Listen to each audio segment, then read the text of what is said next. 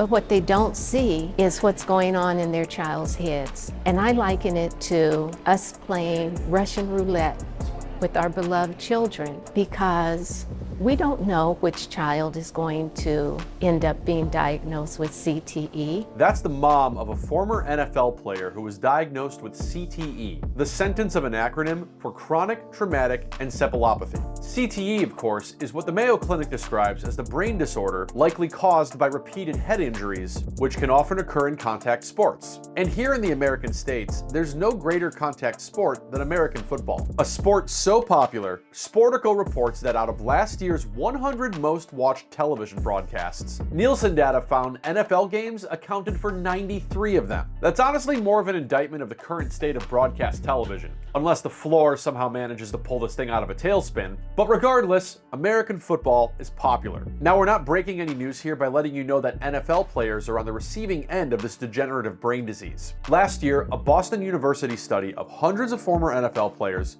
diagnosed about 92% of them as having CTE. And according to the CEO of the Concussion Legacy Foundation, researchers found tackle football causes brain damage. And this risk increases the longer someone plays the sport. Those repetitive head injuries are damaging to the brains of young children, and they don't see it when they're 5, 6, 7, and 8. They're thinking about the love of the game, it's very exciting and thrilling. Now, that mom we keep hearing from had a son who played for the Detroit Lions. She says he struggled with mental illness and died at 40 in police custody, and in a post-mortem, they discovered he had CTE. So in California yesterday, she was speaking out about young children playing football due to the risk of developing CTE, because the state is moving forward with a bill that might ban tackle football for children under the age of 12. As of right now, no state has banned tackle football for kids, even though some states like New York and Illinois have already tried and failed. Now, it's very much worth pointing out that studies have found CTE can occur in young people, like this study of young players who died before the age of 30,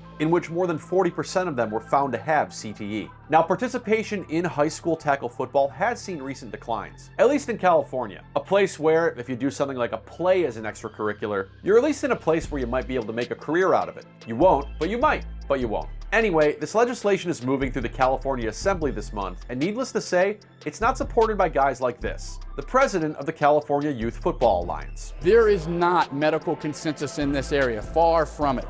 So when you're informing public policy, we believe that the body should really take that into consideration and know there's competing science and work with the people, not against them. California does already have some limits on youth football regarding full contact at practices and requiring some sort of head injury education. But if this bill goes through, which, to be very clear, is still a long way off, it wouldn't take effect until 2026 and it'd take years to be phased in. And they're not trying to phase out football altogether. So we are not saying no tackle football for youth. We're saying reduce the years that children play tackle football, that for children under 12, that they should play flag football. Critics say flag football isn't the same sport as football, which, if anything, suggests a programming opportunity for those other 7 broadcast TV shows.